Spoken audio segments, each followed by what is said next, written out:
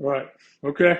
Well, there are three humans today, one on the screen. So we're going to talk. I'm going to talk about setting up the rest of the course because the stuff you've been working on those the stories series, right? That you guys have chosen. I want to see if we can turn them all into papers, right? And so the idea there'll be sort of a template structure for all of them, and this may be, well, hopefully you can see it. I'm going to get rid of this. That's a Pratchett people. Okay, so I'm going to set this up. This is sort of a template thing that I kind of started in the 90s, but it's a LaTeX template. It's built around physical review. You can swap that however you want, but if you're using it on your own system, on a Unix system like Apple, then it has nice little things like it's a bunch of little commands I sort of built over a long time. So here's a typical structure. Let me make it a bit bigger. I'm going to say that this is also available. Where is it? I will put it onto GitLab. I'm sort of moving everything across to GitLab, but it's here, right? So it's on GitHub. I'll put this into Teams. I have just a few things. I don't have a lot of stuff. You can see I haven't put anything here for a long time, but I've started to use GitLab in general, but I realize this is still here. So it's universal paper template. Bunch of subfiles. There's a bunch of little make things. They are in Perl or shell scripts. I mean, Perl is just elevated shell script stuff, basically, right? It's not trying to, Python is something else. Perl is, and then you see all these things, paper template, right? So there's all this stuff. And so what I'm going to exhort you to do is to write it in this way. I've been a little, I mean, that's what we use in our group now, but it took me a while to, not everyone can handle this, but I think you guys can do this, and I think it is good. I'm going to tell you it's good. So I try not to, anyway. So the basic blobs are here, paper templates. We're going to change, you'll change that name. So when you're creating objects that many of the same kind of thing. So papers are out, that's our unit, right? That's our thing. Books, whatever come out of it, tweets, papers, the core object. Visualizations, we have line, all those things, they're all wrapped around a paper.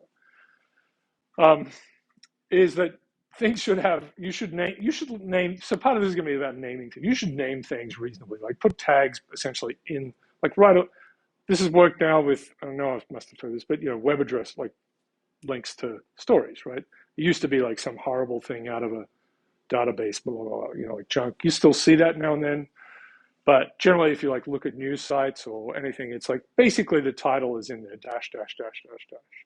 .html. So even the URL will tell you something useful.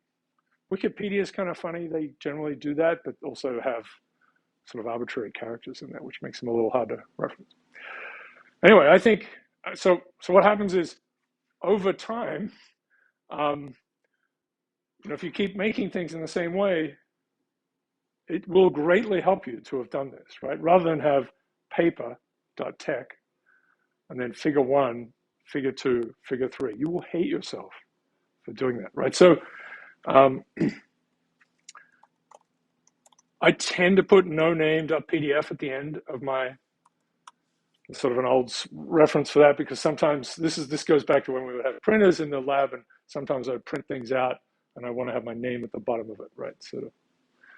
Or I put it like a little inset. These are just a billion. This is now just finding all these figures I've made. Each one of those is a figure. So 74,000 figures, right? So often you make things and it's like makes a bunch, right? Like the telephone, there are 1,200 stations. So each figure I had for that, for these 90 story verses, there's 3 each. So it's 270 straight away. So you have, that happens. Anyway, but they generally have names.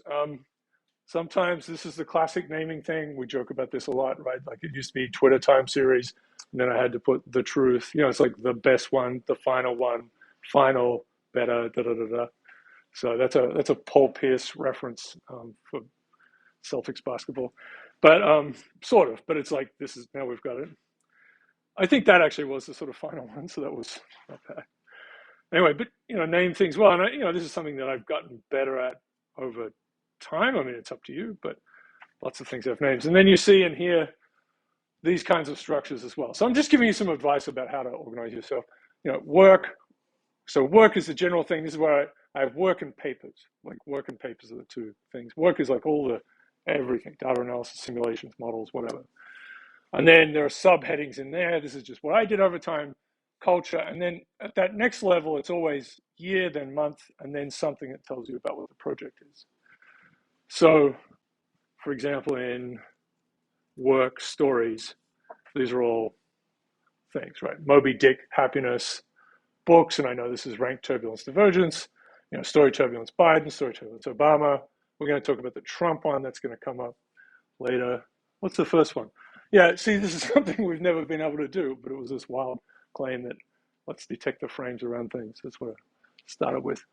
And what was called story, or like in the story section or in the instrument section or psychology, that's changed over time too. So that's just sort of an interesting thing to have. So in work, it's all just basically it should be. So there aren't too many things. This is reasonably, for me, well organized. And that's the thing. Some parts of my life are extremely, So all of these pieces, these are just different. So disasters actually doesn't mean terrible work. There's plenty of that in there, but this is, like natural disasters. And the pandemic goes in there as well. Yeah, war has appeared. And, for a long time, I was sort of doing rivers. That's my thesis. So, psychology for a long time, sociology, stories kind of came along as a better reference. And now, so you see, I don't have one called meaning, but anyway, papers is here, and that's sort of a similar thing, and they tend to point back to the work ones. All right, general stuff. So what you would do is download. What I want you to do is download this thing, unpack it, or what it's Git, so you just do the right thing. And I'll get onto GitLab so we can all feel like we're better people. This is that little symbol there. Let me.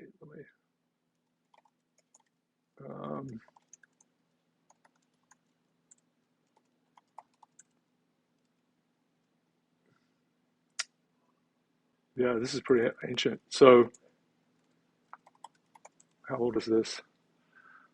So this is I drew 3 of these just little hand drawings, just for fun, because I found out there was a color scanner in the bottom of one of the MIT buildings. It was like a new thing. This is a long time ago. It was like 30 years ago.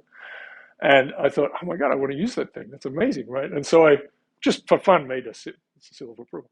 So went off with I had 3 drawings. I did 3 of them, and I scanned it, and I got this thing floppy back, and it's what we called a GIF, right? That was the format.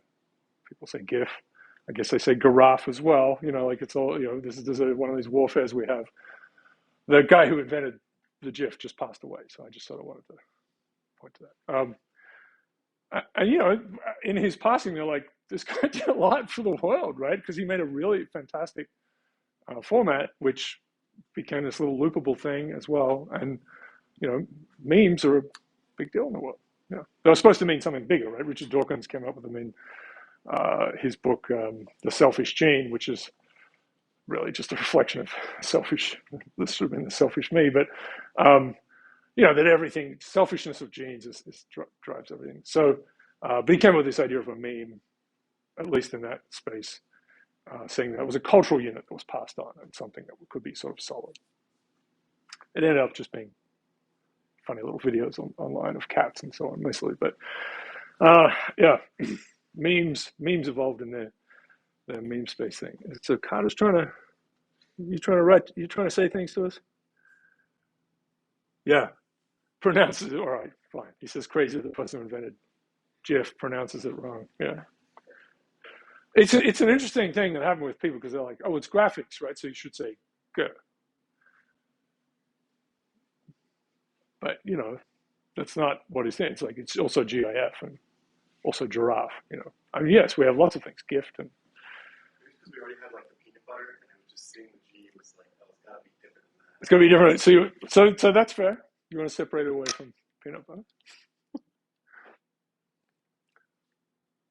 How many like unfinished like things do you have in there? Because I have a bunch of unfinished stuff. just as another. Okay, so that's a great question, and look, obviously we have time here, but so let's see. So let's go into here. So this one, it's sitting here, right? And there's a little log thing that every time you run this thing, make Revtech. So I'll just say quick. It's gonna run through it. It tells you what's missing, if there are to-dos and stuff.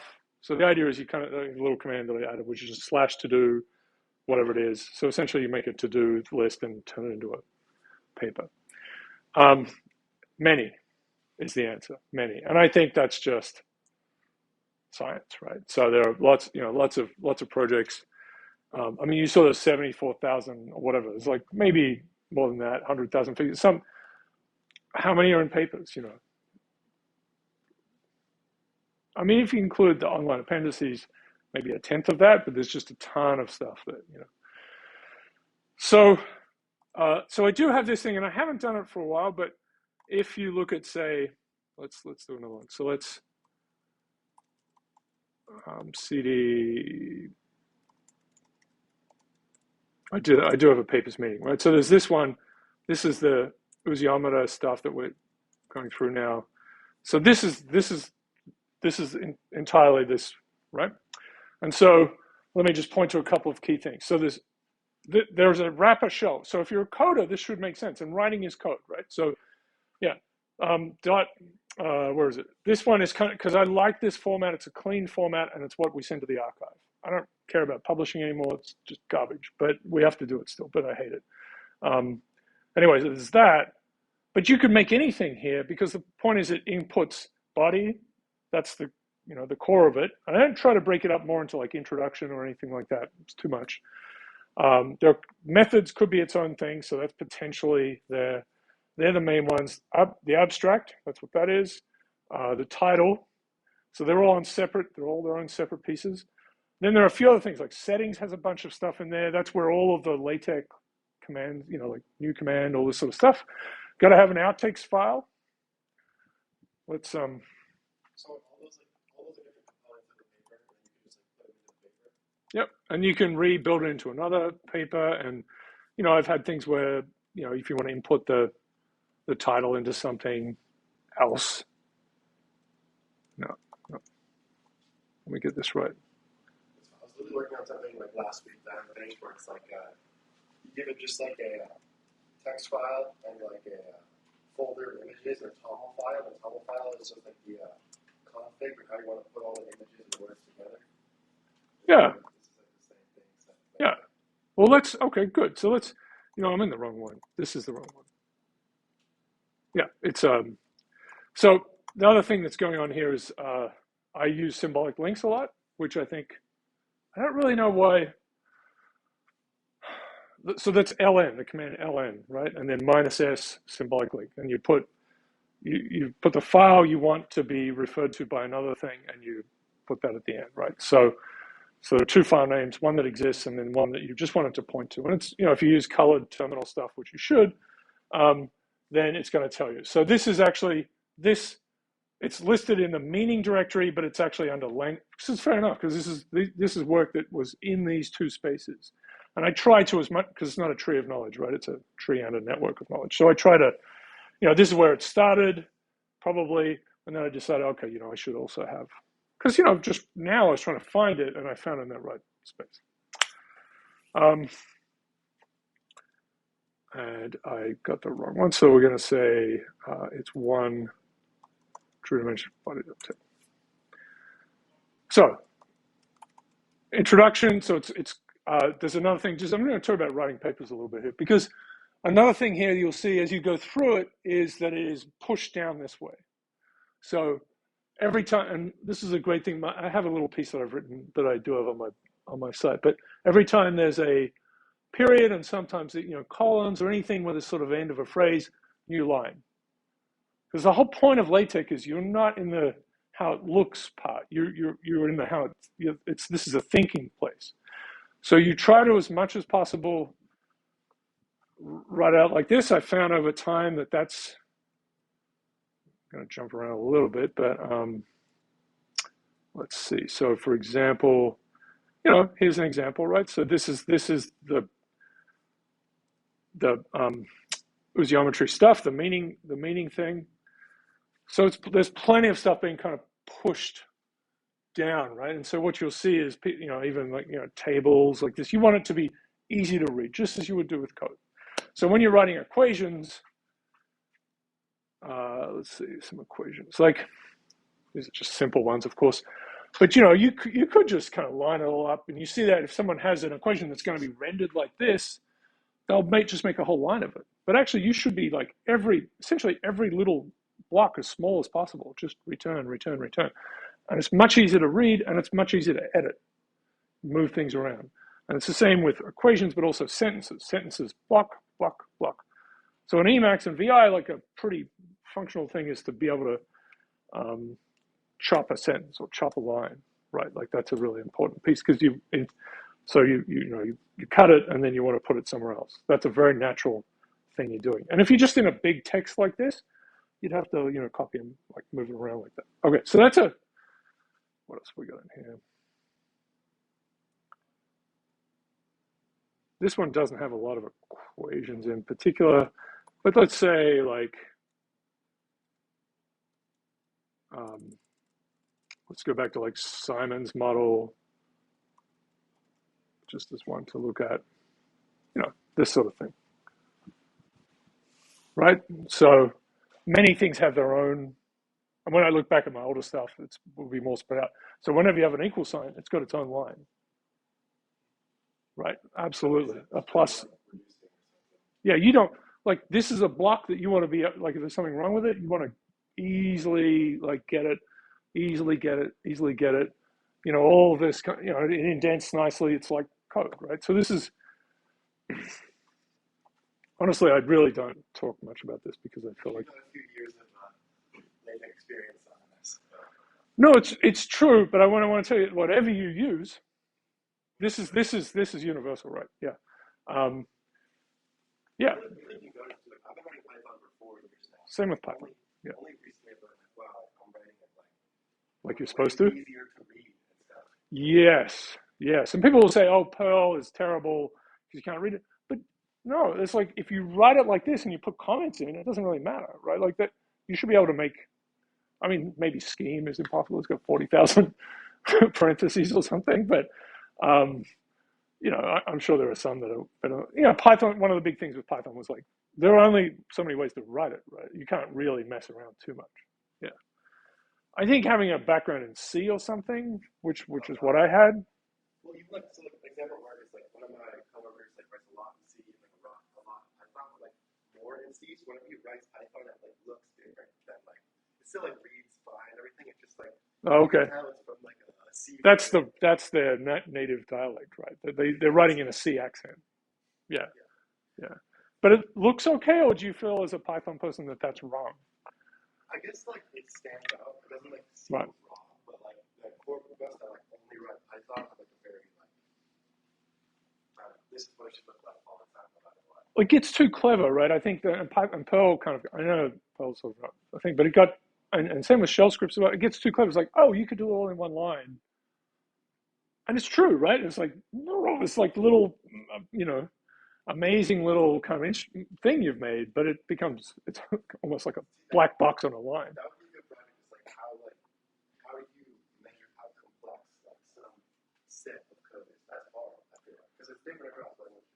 It is hard. I remember a long time ago, the work we were doing at Columbia with networks and stuff, then having a guy came and spoke and who was running a research group, but this is like a company actually, I think, but it was, these people are still sort of developing, but it was like, okay, you've got a massive code base. They would try to come in and say, this is kind of what it looks like structurally, like things are, is it kind of hierarchical? Is it nicely structured? Because it becomes a bit biological potentially, right? Absolutely, right? Everything, especially individual code, but like big group ones where the memory of people is a bit messy. And that's why now and then, partly it's technological advances, but now and then, like Apple's done this, right? Just to use them as an example, they're like, bye operating system. Let's use the Unix one, like, and then now and then they'll come along and say the movie thing is gone. We just got a new one, and the photos thing gone, new one, and you're like, holy shit. I mean, it's there's the United States, right? Let's just let's not just well, new set of rules.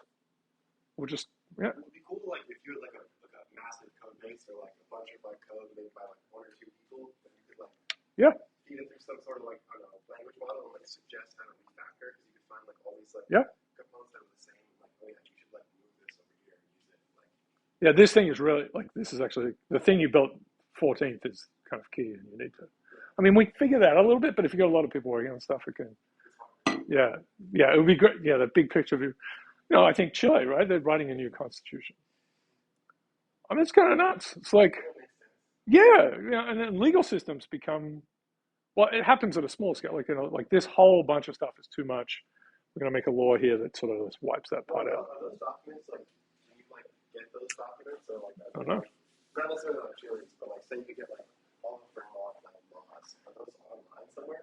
It would be fantastic to have it. It's a dream, actually. Yeah, I think so. Yeah, because here's a set of operating instructions, rules, right? Here's a rule set thing that has got more complex, and then it has branches that hit each other.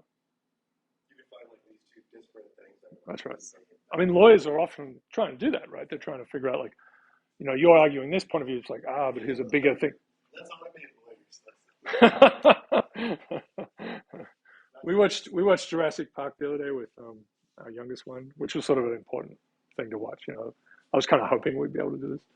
Anyway, it was good. I mean, it has some problems, of course, but and not the least, some of the gender stuff is terrible. But yeah, the lawyer gets eaten on a toilet. He goes out in a pretty ignominious way, and you can't help but think that was very deliberate. Yeah. Doesn't just get eaten. Yeah, it's right. Yeah. Yeah. No, they're too clever though. I think the lawyers they'll stop that from happening. I mean, right. They know all the words and where they are. Yeah. Yeah. I mean, when you get to a point where the most dangerous people are the ones who've read and sometimes written all of these obscure arcane rules, it's not working right anymore. I mean, it happens in institutions of all, UVM has plenty of that. It's there's some, sort of bad actor in the faculty who knows everything because they don't do any research or any teaching or anything good for anyone, but they know all the rules, so they can, maintain their non-teaching, non-research situation. Yeah, exactly. Yeah. Very sophisticated. Yeah. Are there scopes on the project we can do where it's anything with text or really anything it wasn't possible? I'm kind of interested in the text stuff. I mean, the idea is that you worked on these stories and we could, well, let me suggest it, right? We can do the things you've done already and then some more analysis, like these power and danger things, and just analyze it and the characters in those spaces, and that's that's going to be a paper. Well, I'm curious. You want to do something else? Well, I found so there's just a code for Burlington. It's a nonprofit that people to show and outbound stuff where it helps people or whatever. And one of the projects this court block thing that parses court calendars and reminds people so they don't forget. Oh, that's good. That's good. And it is rich with every county's got 4 different courts and there's hundreds of that's interesting. Sections of it. I wonder if you could. Well, so here's a question: do you think that could be put on in the Story Wrangler framework, lifted into some kind of thing, so that as anyone could kind of explore this temporal unfolding? As the topic parts. Yeah. There might not be doesn't have to be everything. Enough context in there to grab any real metric stuff, but maybe you could build some sort of search engine that takes that data and looks for articles related to it on the web, and then you have a bunch of context about that court case. That's interesting. Hi, I've usurped this space. I'm explaining madnesses. Well, let's think through it. So, I guess what I'm getting to here is I think we could create a thing on GitLab, which is a team effort, which would be all the tools in Python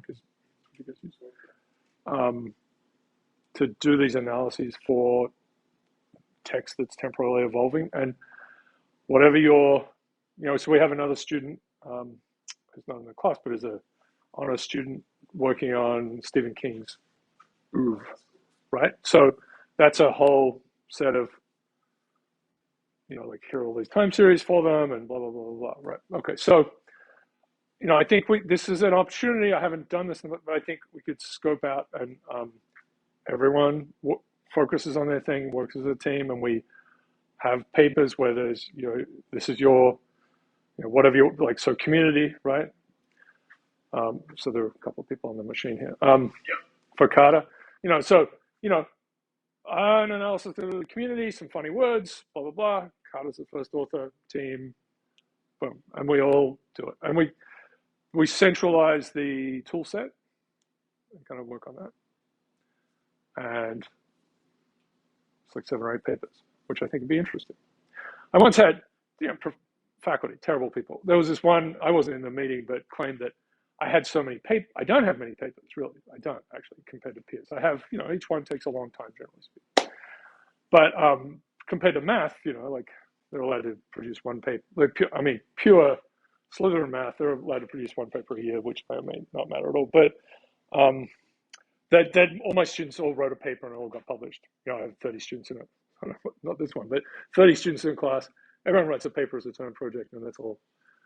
Some people might do that, but I was like, no, it's like more like 1.5 per, like long term. If you average it out, like did it get touched by pucks in some way? Then there are many papers like that, but this is something that is a little more. Where I'm sort of advocating for this effort.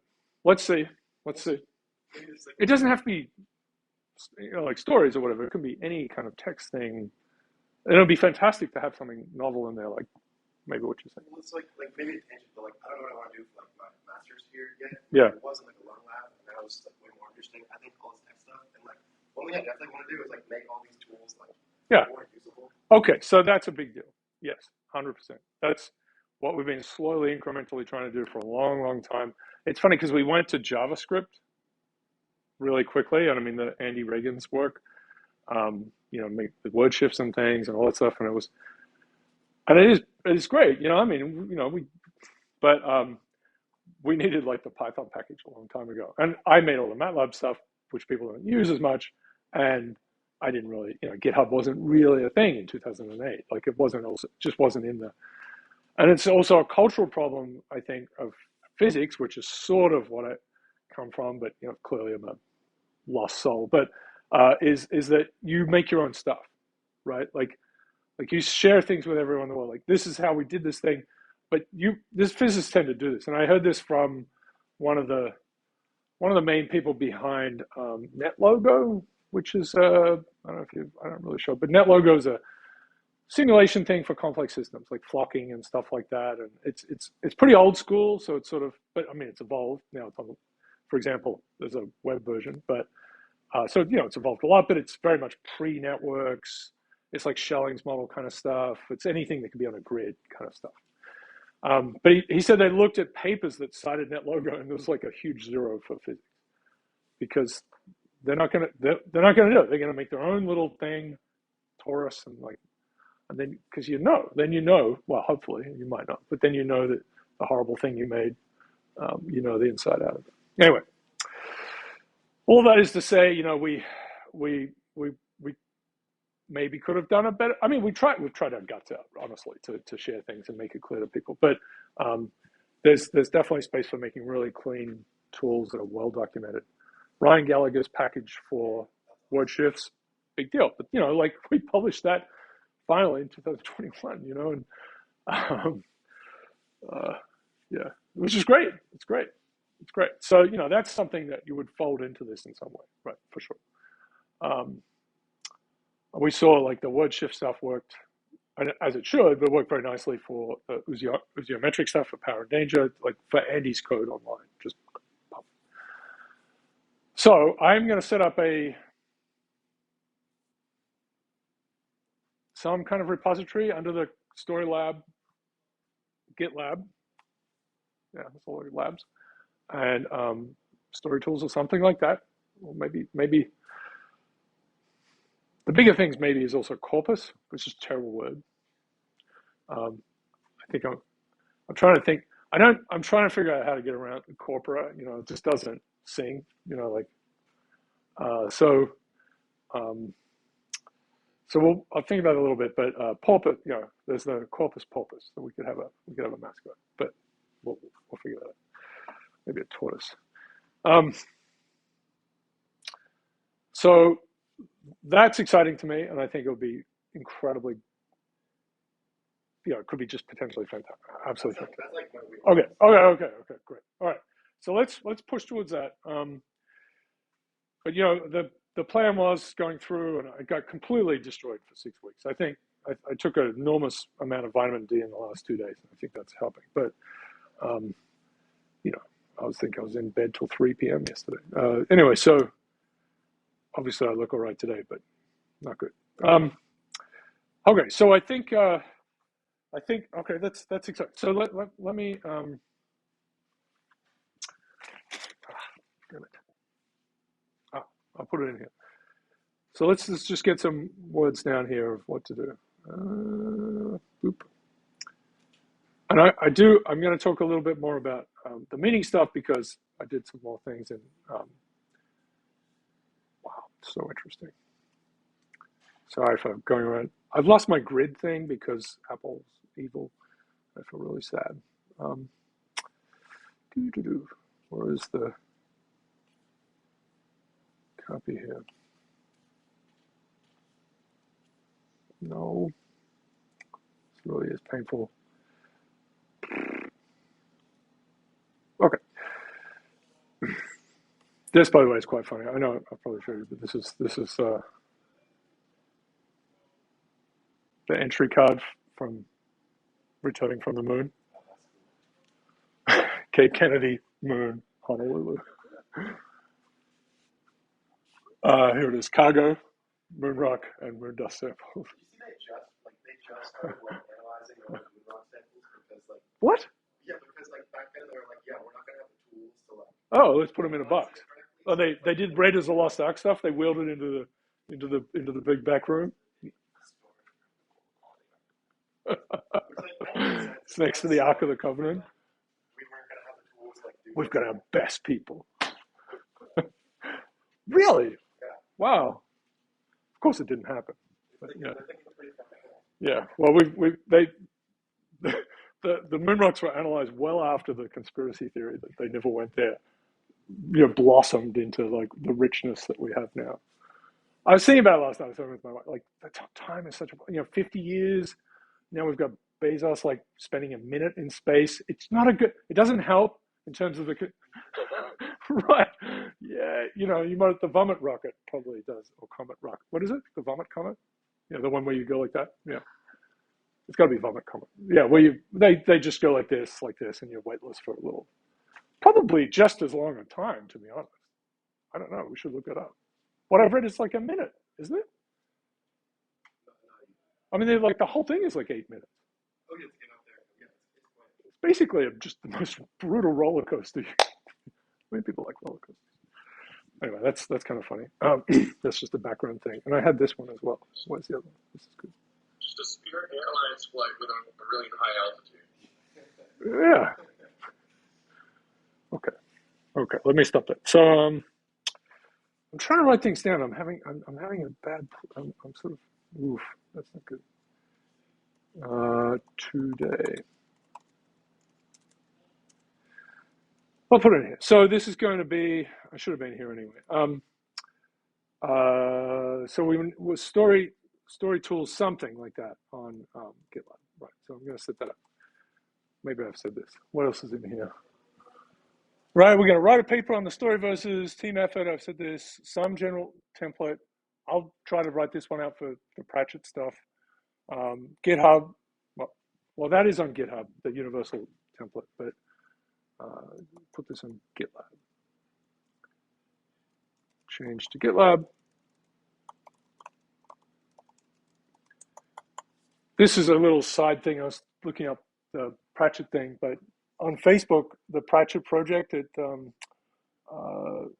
Trinity, in Dublin, which we're going to visit next week. My family's going to go for next month at some point. So it's just a little. There was a post. There's only been a few posts, but this was last year in July. It was a Ukrainian Pratchett fans, and like a little Google Doc of all the things to do with the Discworld. God damn it! It was July.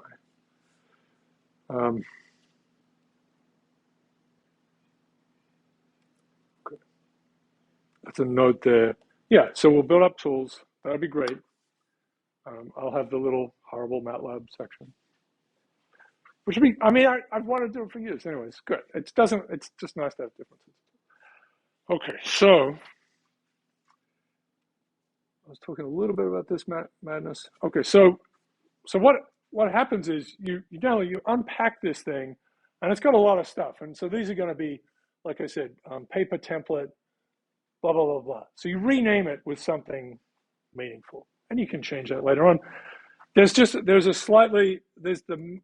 main tool. This thing here. That will just find the .body. Essentially, it finds anything with .body.tech and makes it. And basically, I have the same kind of thing for the course, right? All the slides are .body.tech, and then it wraps all the stuff around it. It means that when you're in the paper itself,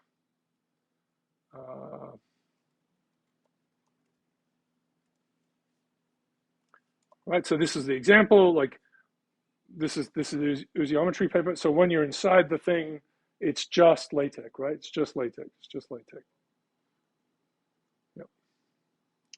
I talked a little bit earlier before about just like spreading things down, especially equations. Like yeah. Just to say it again. Oh my God, I'm just so lost in this layout. It's terrible. Sorry, guys. Yeah, what a mess. Yeah, this kind of thing, right? Just spreading stuff down, writing them. But anyway, this is just good. It's going to help you a lot, I think. Yeah, the default overleaf is just to make a blob with all the LaTeX garbage at the front, and it's just horrible. You shouldn't do this. I mean, it's just insane to me that this is still, and it means, I mean, for years I worried about this like tremendously. Like I would make sure the archive version and whatever journal was exactly the same, and you kind of had two different wrappers, and you'd have to get the special journal one, and even to submit it, you'd have to make it, which is insane to me, right? Like they'd reject it, but you spent 10 hours making it fit their LaTeX thing, which don't worry about it. Anyway, these are nice things that will look good on the archive. So, right, so this is the title.tech. You just put the title in there, and there's a to-do there. So I just sort of wrote a quick thing out. But generally speaking, then you might put, or, bananas, right? Right. So you'd something like that. It's usually good to have a bunch of different. There are a lot of details in here, I know. Usually at some point we end up with like 5 titles, and we mess around with it until we get the right thing. That can often come at the end. Things like the author list, that's its own space. We'll work on that when it comes to it. That's its own little thing, right? It's a particular format. And then, yeah. So, but my plan was to kind of just say, okay, figure 1 is going to be kind of like this. Figure 2 is going to be like this. Figure 3. For this particular book series or TV series or whatever it is, you'll write a bunch of other stuff, and there'll be special things about it to focus on. It's going to be different if it's a screenplay thing versus, written text, right? Especially in terms of characters. But you'd have to have a character section. So we'll see if we can kind of march this out. But things like, the Uziometer stuff, which I think is all we need at this point, right? Hedonimeter we can leave aside, because what we're going to measure are these points on this compass, right? So danger, power, and safe power. And that's going to be that's enough, the cardinal points. What else should I say about this?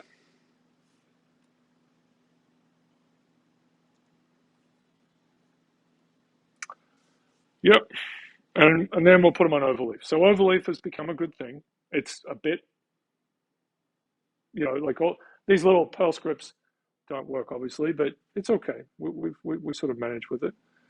And of course, everyone can edit things and look at them, which can get a little carried away. So what happens is there's a log. If you do it locally on your machine, and you can use Git to connect to overleaf, right? So you can have your own thing. If you write it locally, it'll have this thing here, right? That just writes out a number of things. It puts out the date it was compiled. So that's year, month, day, time. And then it'll have like the number of pages. It'll have the number of figures is in there. Is it right? It'll have the number of to-dos and how big it is in various ways, like just the number of bytes and so on.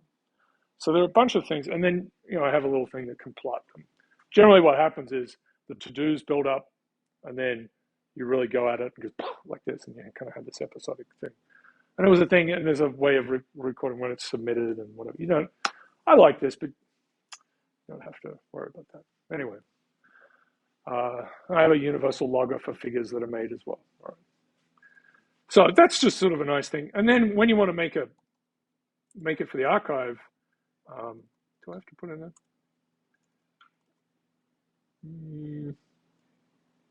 Oh, there's a problem with figures. Anyway, when you want to do that, it's basically maybe some messing around. But there's one command. It makes a little tar file, and you just upload it to the archive, and it unpacks there. That does a bunch of things because, and maybe we can change this, but in the past, it would always be you had to put in the full LaTeX by itself, and you couldn't put in BibTeX. So BibTeX, I have this a big .bib file. That's where you store all of your. I think this is good. I like it better than I've stayed with it over all these years. It's just a text file. Everything.bib is mine. Everything.bib. There it is. Right. Emacs has a particular mode for .bib, so I kind of go with that. Blah blah blah. So it's just kind of format them as I go along. They're probably maybe 3,000 in there, and then these are connected to PDFs if I have them. So the problem with all of this was that with the archive, they wanted a whole package, and a lot of journals do that too. So the Perl scripts do a little thing where they import all of the, like the .body, .tex, whatever. It just makes a big blob, and it puts all of the references at the end. So there's some madness there. Anyway, the archive's great. Once you've got it sorted out, it's like a 5-minute operation to submit it, and then you're set. We tend to only put things in the archive once they're done. It's not like a garbage thing, like a sort of half-baked stuff. Okay, so I'll put this into things a bit more clearly. Okay, that's plenty. All right. So is that sort of, Carter, you got any questions there?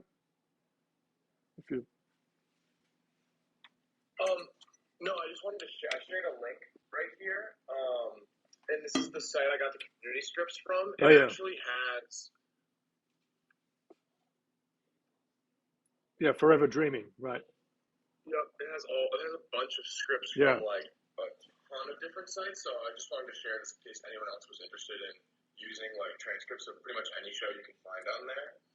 And then I also have some code that I'm happy to share that should allow you to get. I think you just need to provide the link, and then it gets all the episodes. Good. That I'm happy to share. All right. Well, we'll put this in this GitLab thing. That sounds good to me. So there's right. We'll sort out. This is where I've gone to. That's what I've found as well. It is hysterically bad looking, right? But it's there, I think. And they're, terrible ads. Yuck. So this is, I'm just looking at Cheers for the hell of it. They do seem to have, wow. That's a lot. Of course, Buffy.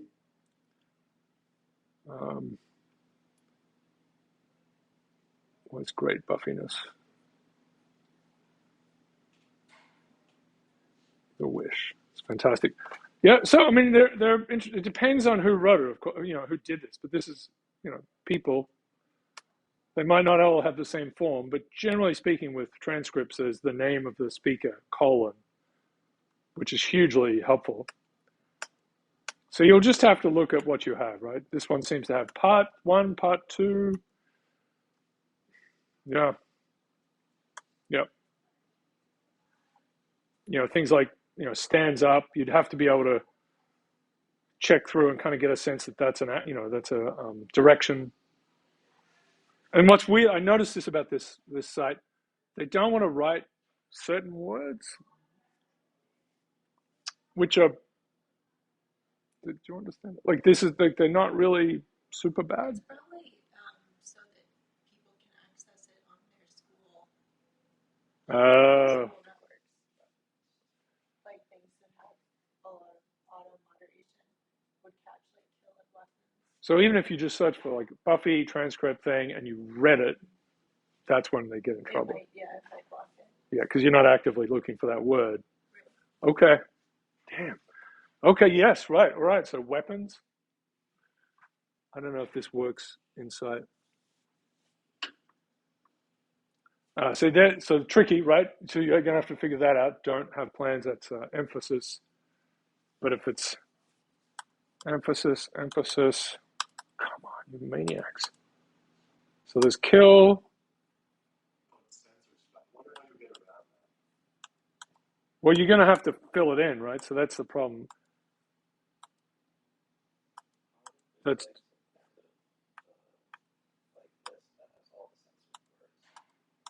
like a list. I think you could at least establish it. Like when there's an asterisk inside the word, at least.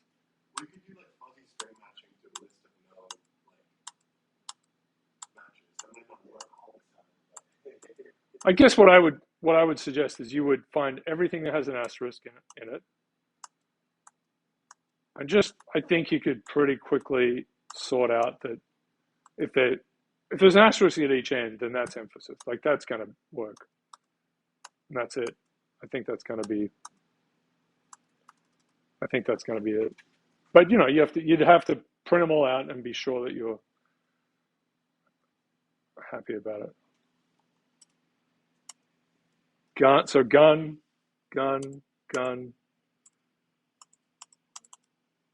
And they're not bullet.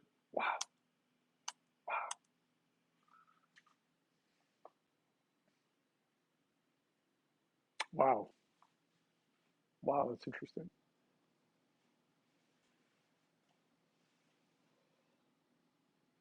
I mean, it's just such a funny thing to have done. Yeah, so like you said, I think it's a small list probably. Yeah, I mean, they are developing a theme of I don't want to laugh, that's terrible. But it's gun, weapons, kill.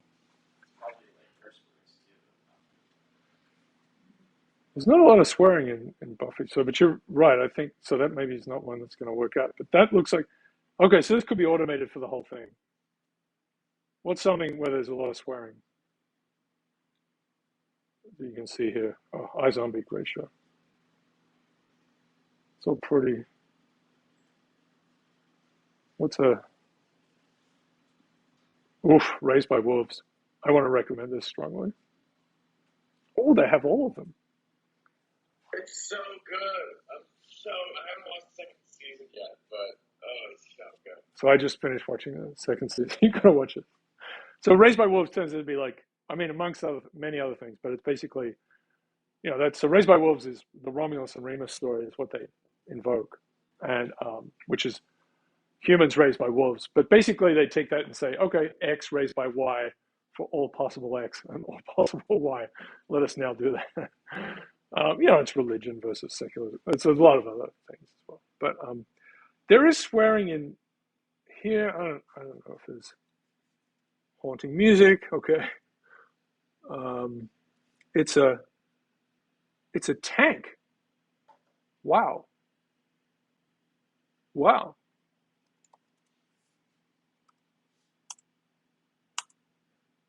Guns.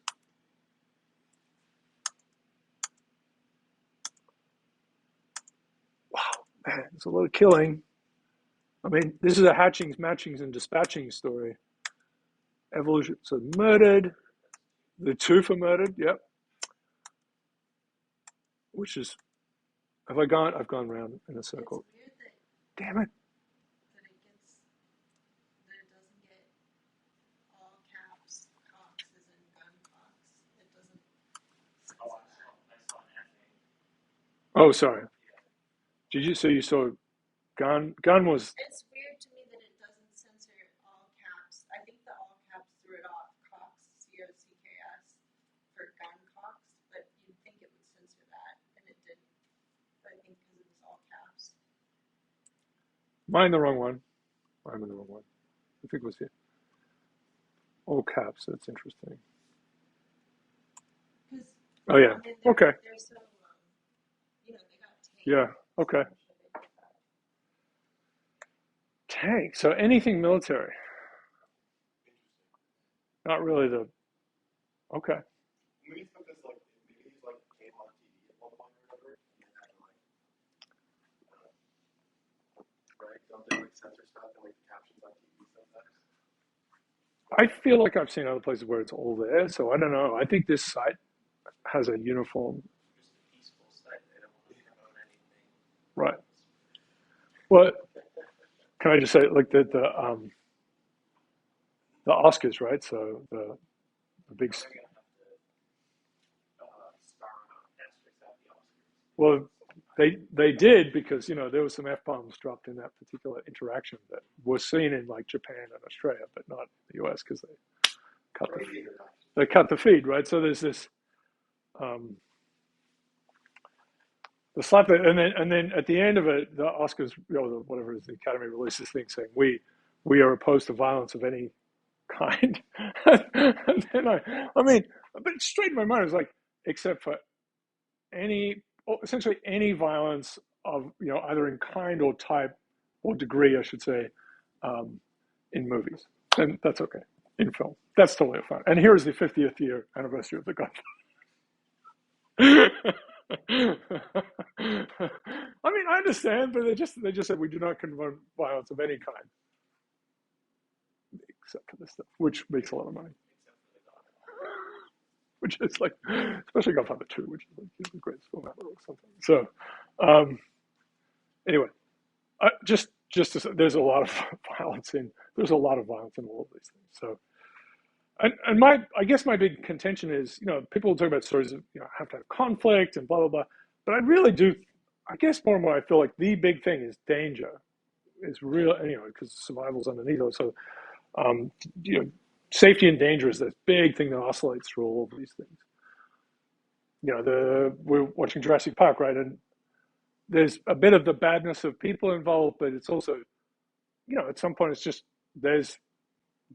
you versus a dinosaur, velociraptors and things, and they're dangerous at this point. Like and even things like where I forgot about this, like they kind of go off a thing and their car is hanging down in this tree, and there's like a 5-minute scene of them getting out of a car that lands on them.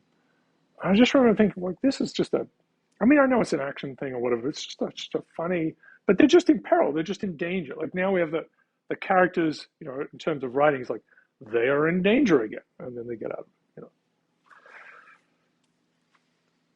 Okay, so we're gonna talk our way through this.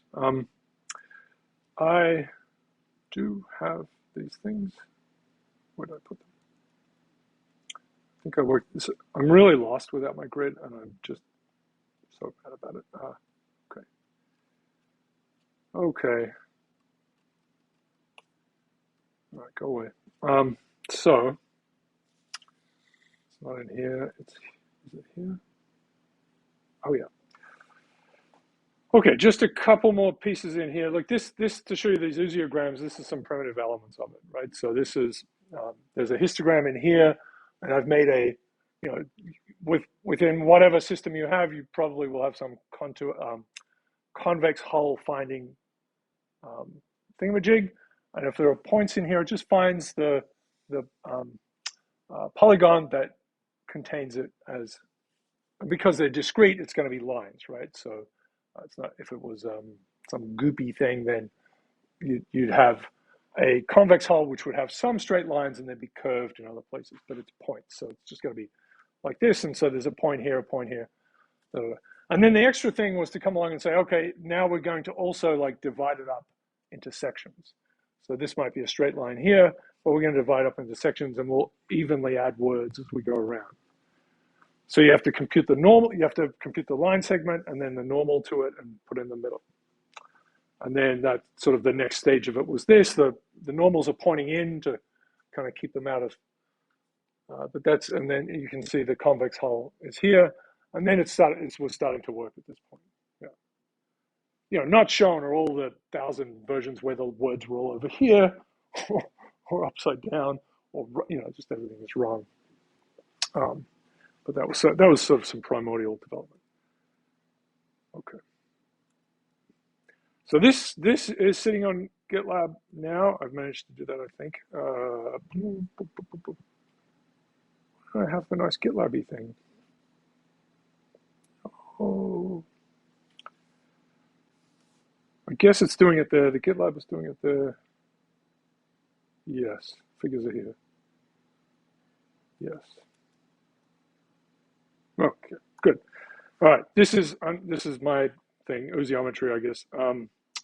And in this one, so this is on GitLab because I'm trying to be a cool person.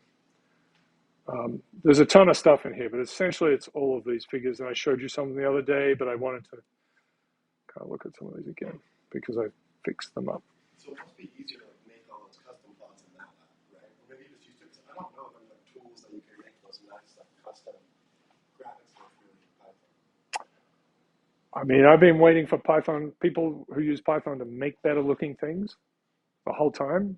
And I look at, now I kind of gave up a while ago, but I would go and look at like, here's a gallery of the Matplotlib stuff or whatever. I'm like, look, and a lot of MATLAB stuff you look at that's raw is like, not so great, but it's true. I learned how to use it a long time ago and just kept learning how to use it, and you can control everything. I mean, it's not dissimilar in that way too. And I'm sure you can do this in Python. I don't know, but it seemed like the kids were just trying to do the rotation thing for the allotaxonographs. Just couldn't do it. It's like, I just, goddamn it. But it feels more like you can operate in a way that's like D3, where you just, you draw everything. Yeah. I mean, so these, let me just try to get this a little bit. So this is something I may have showed, but I've just tried to clean up a little bit, and I did some changes to it. So Julia's work here. So this is, again, these 90 story versus 800 characters and 230 odd semantic differentials, do SVD, and then this is a plot then of where all those semantic differentials are. It's somewhat spread out on the first two dimensions, right? So this is the first singular dimension vector, and then the second singular vector. And without doing any kind of madness, it seems to come out as this power danger thing, which this is insane. It's hard to express how nuts this seems to me, unless power danger really is this fundamental thing, which it seems to be for language, and for it to pop out here in a completely different space. And of course we have to talk ourselves into or out of whether it's really true or not, but I think we feel like it is.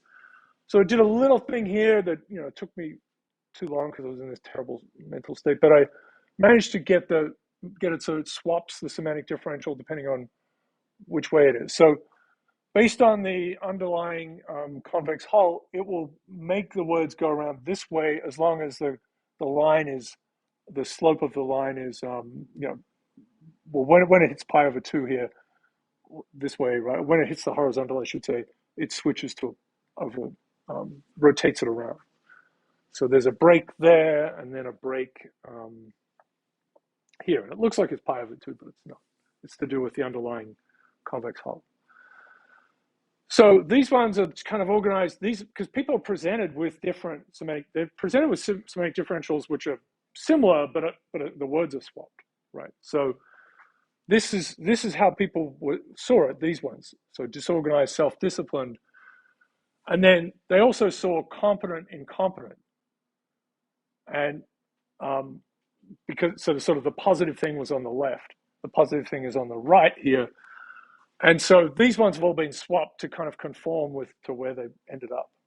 So now as you go around the outside, the outside word, as also defined in reference to the inside term, I should say, are structured the right way. So to start with, this was competent, incompetent, high IQ, low IQ, and you had to like swap them in your head. So I think this is, I had some trouble with the bottom ones and top ones, but so this is different to the characters, right? We're looking at the qualities of characters. And so this is what we're going to call these powerful, successful people out here, or that trait, the singular vector in this direction. There's a lot of good stuff out here. Genius, confidential, mature, stinky, fresh goes this way. So that's kind of gets into a good, bad axis. Sensible. This becomes more of the power safe thing, and this becomes more of power danger. So it's funny. Master and guarded, decisive, armored. Open guarded is an interesting one. Driven. This is more sort of competitive. And then this is the sort of competitor and increasingly sort of militaristic one in general. But you see, shy, bold is here, and Julia's talked about this a lot. So this shy is in a couple of places, maybe if I can see it. There are a couple of places where we have words that are at both ends. They're used more than once, and they're always defined in reference to the other one. So, innocent, worldly. So the innocent is down here. This is more sort of angelic, right? The angels are down here. So that worldly might seem, it's actually, so it's a more negative thing. Sheeple, conspiracies, trusting, suspicious. So the trusting goes to here, if you like. Average, deviant, so sort of normal is down here, and deviant, extreme. None of these are like terrible, but then, and villainous, heroic is actually over here, which is interesting, right? So the sort of powerful, safe people, these are more, these are your chaos agents. I was thinking about there's also the wild card character, right? So that's the unpredictable one.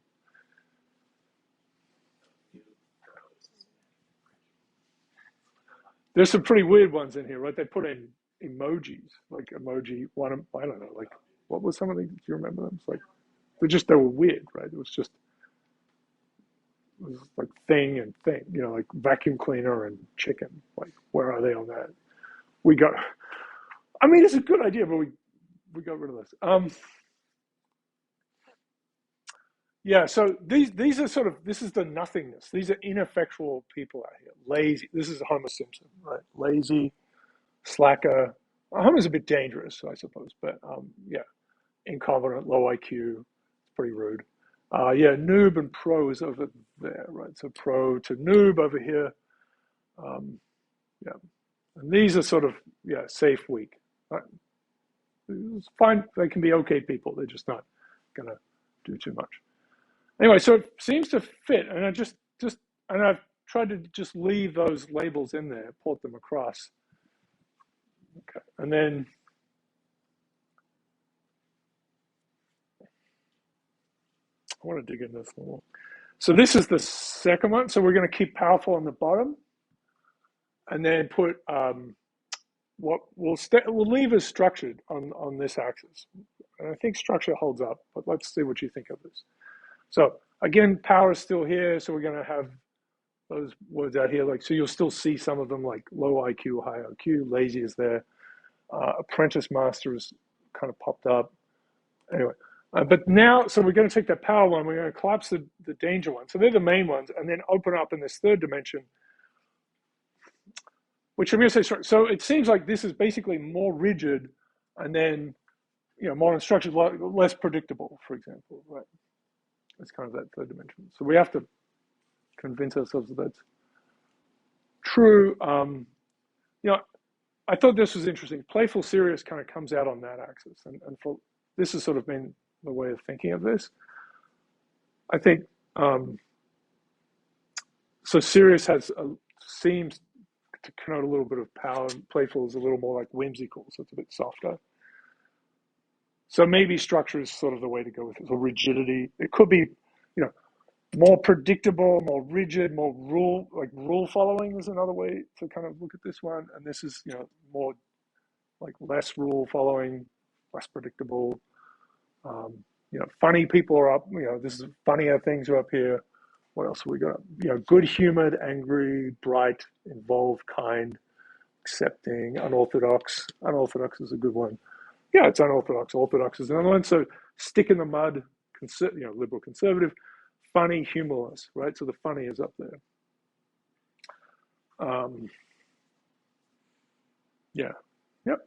That seems reasonable. And then you kind of keep going on from that. So this would be to collapse that again, go back to danger, which we know is one of the big axes, and then open up structure on that side, see what that looks like, right? So, so we're sort of looking at, egalitarian, treasure, lenient, these are less predictable, spontaneous, interesting, expressive, soulful, right? Less predictable, less structured, and then, monochrome, humorless is here now, uncreative. And then as you sort of move around, structured, dangerous becomes things like, authoritarian is up there. The opposite is going to be bitter and sweet, or poisonous and nurturing, like poisonous, nurturing.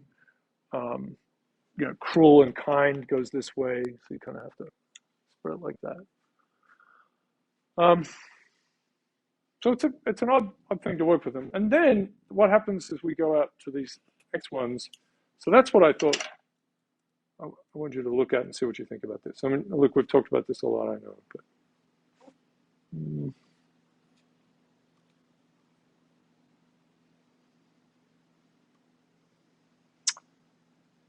why won't you? Okay, all right.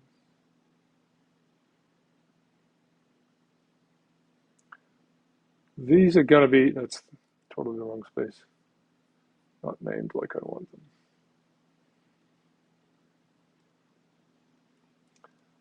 These traits are down the bottom. Yes. Okay, interesting.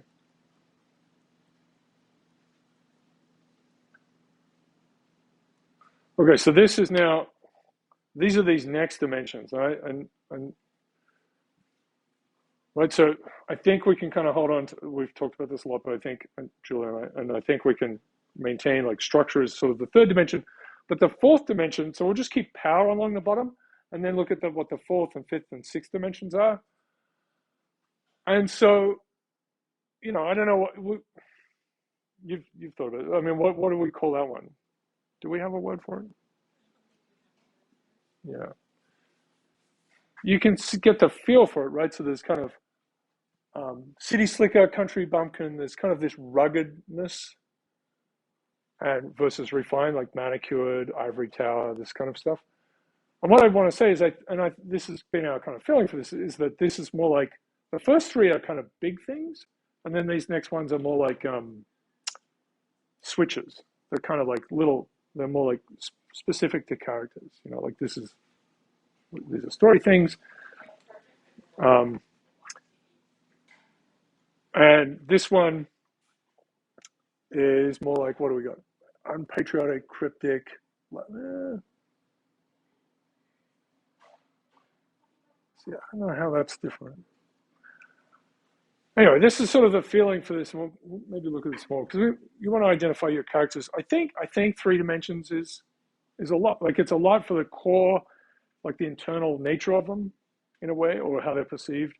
And then the higher dimensions are more like, like sort of binary, somewhat binary things on like, well, we'll sort out. But on that just sort of add to the texture of who they are, right? What kind of character they are. Yeah. Specialist, generalist, young, old, Okay. All right, so I think I should stop talking about this. I'm a maniac. And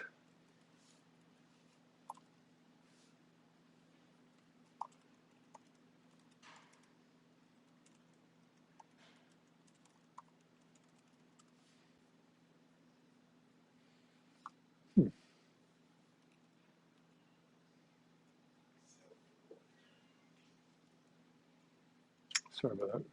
Why is it not there?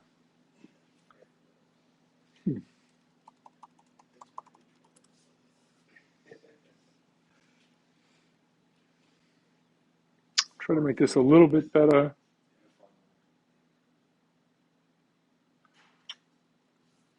So I just try to make these a little bit better. This is, boop. Right. So let's just look at one of these. Arrested.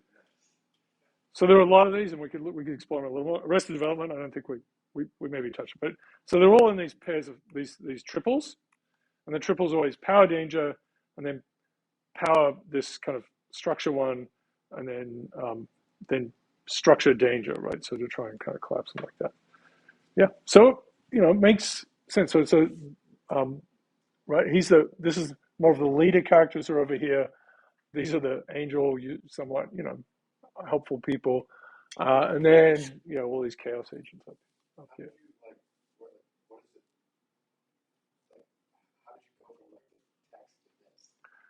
So this is Julie's work, and it's from this found data set of semantic differentials.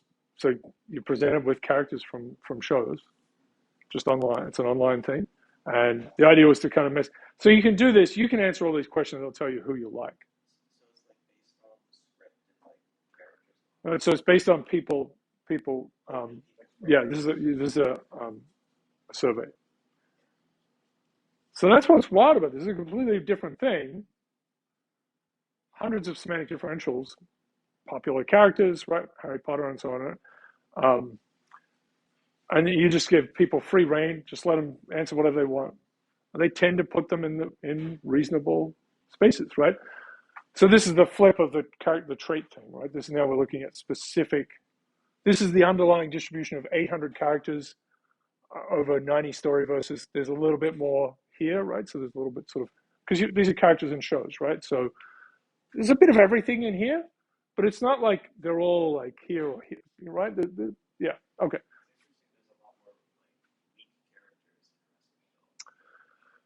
Yeah, but they're weak and dangerous. And then there are a couple of these nincompoops, yeah.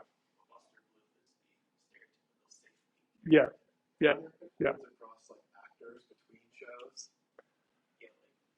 Well, that's a good question. So some get stereotyped, yeah. Then you want to look at, and I haven't really shown this probably, but this is like this.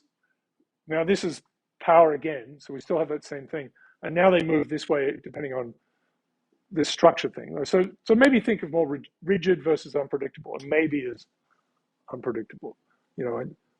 So there's sort of similar. Lindsay and I think it's Tobias. They're both here as unpredictable. So these are sort of, they're out here. They're like chaos agents who are unpredictable. They're like wild cards, right? This is more of like she's pretty kind of dangerous. She's more calculating and so on. So, and Michael Bluth is the one who's trying to hold it together from the introduction song, right? Basically, he's the overview introduction. He's there in the right place.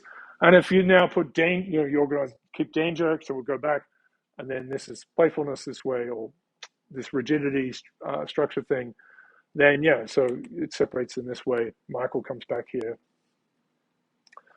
And the least dangerous, of course, is this character again. So, you worry about these, the more dangerous but less predictable. There's really, things can go wrong.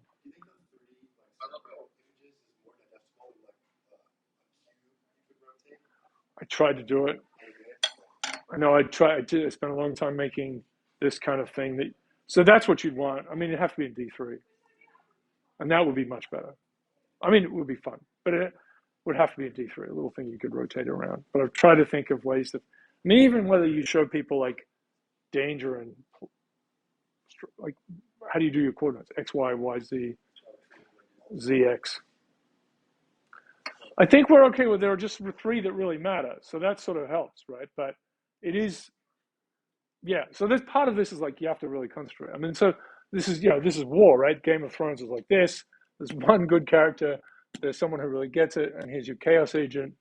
And then if you look on the play side, I mean, the unpredictability side, think of it more like that, rule following, right? Baratheon. And then a bunch of Starks are down here. Tywin Lannister is an interesting character because he's powerful, dangerous, and rule following. It's a, formidable. That's a formidable person, and lasts a fair way. Yeah. So there's some real spread in this one. I think I also had Harry Potter, and just to look at Harry Potter in terms of rule following, Dolores Umbridge, and then George Weasley at the top. Right. So these are the most predictable, most rigid, the least predictable, kind of most fun having, yeah, and so on. And then there's sort of that's a pretty good spread.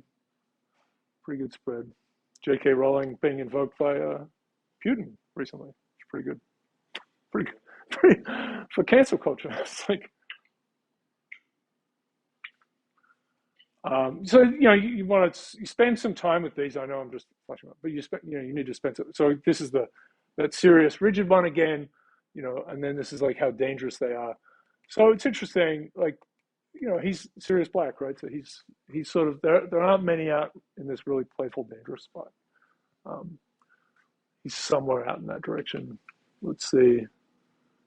Lord of the Rings doesn't really have anyone in that space either. Lots of safety with Samwise. Fairly. It's interesting. Gollum is more on the weak side, of course. He is pretty dangerous, but I don't really get it. Pride and Prejudice. This is a good one because it's I know I showed some of this, but I just wanted to get it sorted out in this order properly. They're together, and then and of course they end up together. Wickham and Lydia, pretty similar. The good people down here, but they spread apart here on the playful piece. That's Community. I don't know if you can see it, but I kind of want to explore this third dimension of structure a little more today. But yeah, so this is the power axis again. So Annie's powerful. She's, of all of them, pretty serious. Same with Pierce. They're totally crazy people, of course. Troy's the most playful, least predictable. God, he says something. It's Abed and Jeff Wingen's show, right? Because they're sort of like these representations of, yeah. In terms of people on the spectrum, Abed and Anya from Buffy, fantastic. Like as compared to the Big Bang Theory, like terrible. But playful, dangerous. You got a little bit out here, like unpredictable, right? Unpredictable people who are dangerous. Britta maybe a little bit, but nothing really strong. And then I'll show you Buffy because it's great. So here's where Angel and Buffy are the same, and then, but if you go into the playful axis, they spread apart. Sandra's here. I know I showed you this. I just want to get it ordered properly. Okay, yeah. Anyway, the question is, we have this beautiful data set for this, right? So how do we? Weird, strange one that does this. How do you do it for? Julie's been thinking about this a lot. How do you do it for characters, given you have just a book?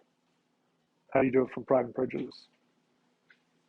Do you somehow use fan fiction or Wikipedia entries or something like that? There might be some other stuff that could help you locate them in a automated way. We're fine with this, and of course anyone can sort them out themselves, but we want to be able to do something that can be applied to 10,000 books, say. Okay, all right. Yeah, the main extra thing was to sort of start thinking about these.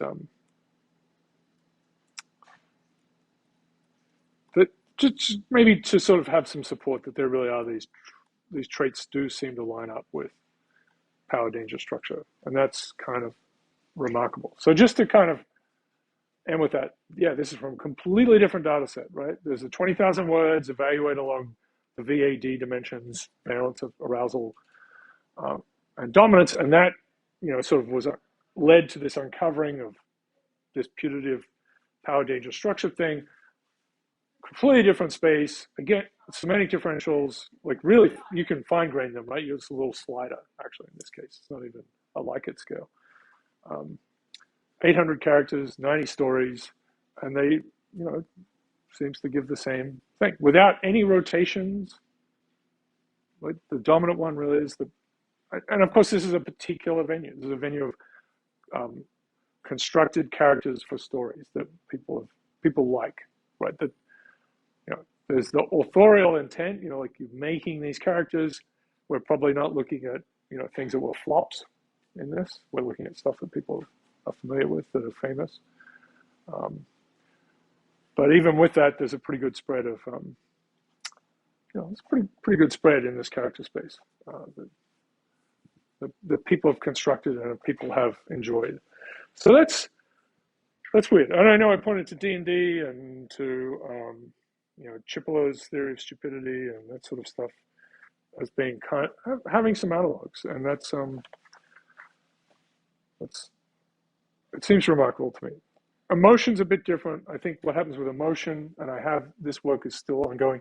Emotion tends to all our negative emotions essentially point to this, right? But there's fear, anger, disgust, and sadness, and they're responses to danger. And positivity, if you like, is out in this direction.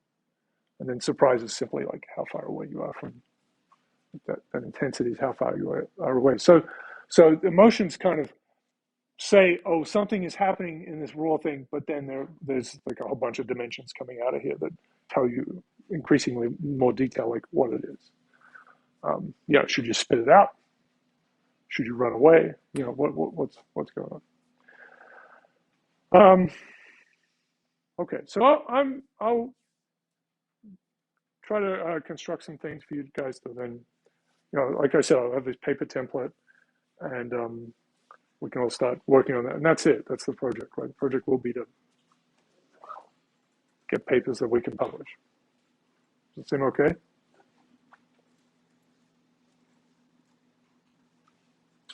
Sounds good. All right. I know, it's 11:30. Sorry. Okay. Thanks for being here and sort of being here. I appreciate that, what is the word I'm looking for? Accommodating. Okay. Yeah. Really appreciate it. Yeah. Slight COVID exposure. Don't think I got it. Feel fine, but just want to minimize risk and everything. So. I see. All right. Good. Yeah. All right. I hope you're okay. Yep. Yeah. I sent you a little chat about it. I'm sorry. All right. I'm sorry. Yeah. Because of my own situation, I haven't been functioning at all. All right. So, all right. Well, I hope you're okay. All right. We're signing off then. Take care.